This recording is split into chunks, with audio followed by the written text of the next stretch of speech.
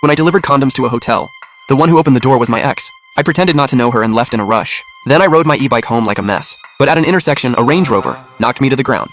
Right after that, a woman in red high heels came over to me. She crouched down. "Are you okay? I didn't mean to hit you." As she said that, she opened her Gucci bag and took out a stack of cash. It looked like about 2,000 or 3,000. "Take this money for now. Go to a nearby hospital and get checked. I have something really urgent to handle." After saying that, she shoved the money into my hand and got up to leave. But she quickly crouched down again, took a pen from her bag, and casually wrote a phone number on a sticky note. Then she handed me her ID, along with the note. "If anything comes up, call me anytime. My name is Licia." When I looked down at her ID, she had already turned and left. The whole thing took less than a minute. We barely even talked to each other. The white Range Rover drove off. I struggled to get up from the ground. After that, I pushed my e-bike home alone. I was holding the woman driver's ID. It was already midnight.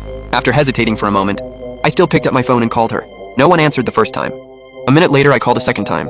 This time, she rejected it. I felt a little unwilling and called a third time. This time, it finally went through. Her impatient voice came from the other end. "Who is this? Say what you need, quick," I said politely. "You just hit me with your car." "I'm sorry." Her attitude changed instantly.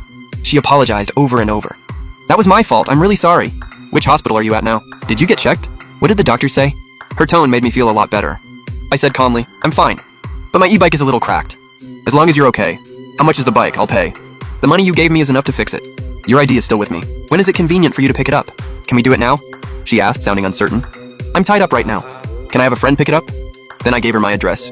After hanging up, I sat on a wooden stool and rubbed Yun and Bayao on myself. About half an hour later, I heard someone knock on the door. I opened it and saw 4 men outside.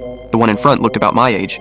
The 3 behind him were big and strong. The man in front looked at me and asked, "Were you the one who called?"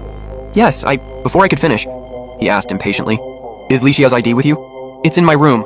Before I could get the words out, he punched me in the face. Then he kicked me in the stomach. I didn't even know what was happening before I was beaten to the ground. I tried to get back up, but his foot came right at my face. Instantly, I tasted blood in my mouth. My roommate Liu Qiang, who often drank with me next door, opened his bedroom door, glanced over, then quickly shut it again. The man came over to me and stepped on my arm with his leather shoe. He asked coldly, "Where's the ID?" I wanted to speak, but half my face felt numb. I couldn't say a word. The man turned around and said to the other 3, "Go look for it."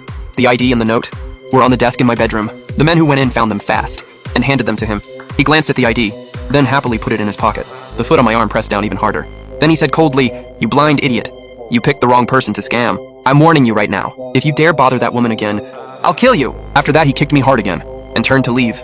But before he reached the door, he seemed to remember something. He turned and walked into my bedroom, took out my phone, and smashed it hard on the floor in front of me. Once he made sure it was completely broken, he swaggered away. After they left, I sat alone by the bed, a 7 yuan Hungtashan cigarette smoked between my fingers. I couldn't understand why the world was always so unfair.